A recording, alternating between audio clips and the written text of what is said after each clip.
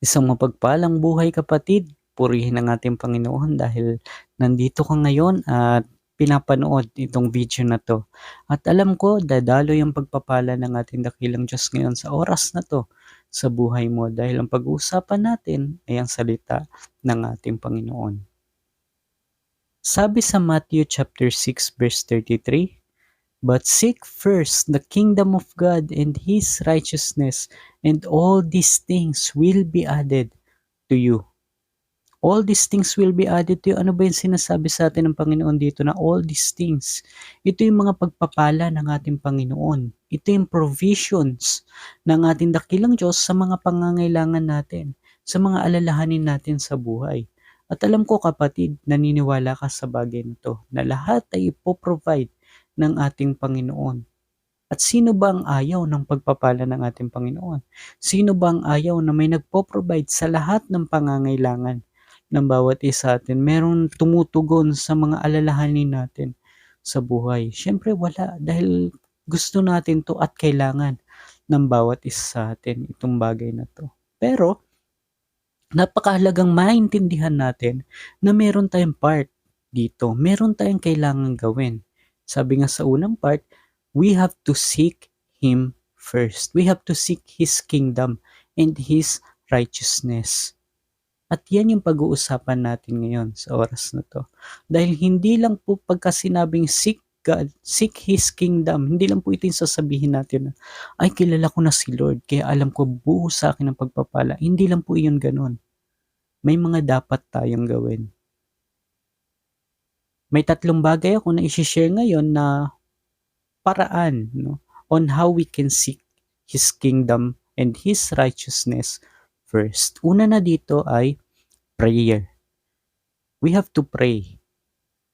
At napakahalaga ng prayer because prayer is communication to our God. We are talking with our God heart to heart. And as we pray, hindi lang po tayo basta nanghihingi. Pinupuri natin siya, tinataas natin siya, pinapasalamatan natin siya.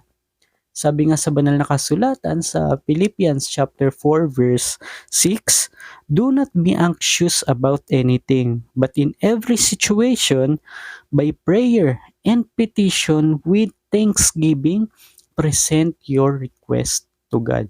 By prayer and petition with thanksgiving, present your request to God. We have to pray and communicate to our Lord. That's the first way on seeking our Lord.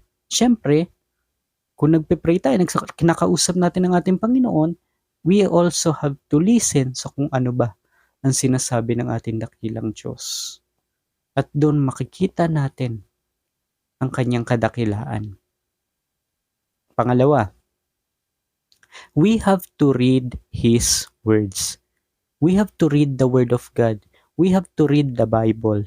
And I know, sa mga bahay ng bawat isa atin ay meron dyan Bible, no, na maaaring hindi na nababasa.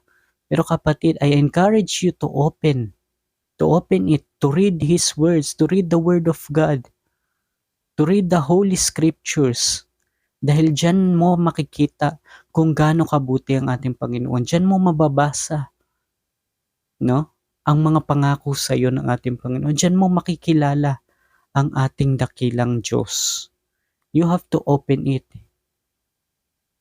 Kailangan mong basahin yan at kailangan nating namnamin ang bawat salita ng ating Panginoon na mababasa natin sa Bible. Then syempre, pangatlo, we have to live according to the Word of God. Sabi ng ating dakilang Diyos, if you love me, obey my words. Obey my commandments. Keep my commandments. So, sa iba't ibang version ng Bible, yun po ang sinasabi, no? We have to live according to the Word of God.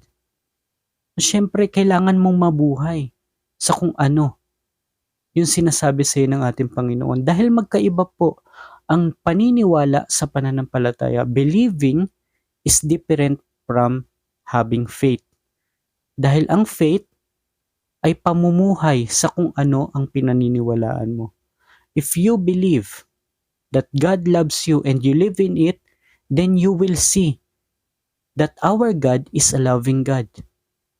If you believe that God will provide all your needs and you live in it, then you will see that God is our provider.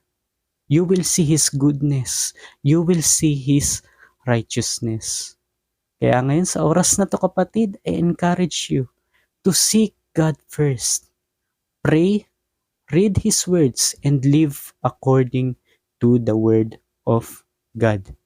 And I pray kapatid sa buhay mo na patuloy na iparanas ng dakilang Diyos sa iyo ang kanyang hindi matutumbasang pagpapala dulot ng pagmamahal niya sa iyo, pagmamahal niya sa bawat isa atin. And I speak blessing upon blessing sa buhay mo. Maraming salamat kapatid sa oras na to, sa panonood ng video na to.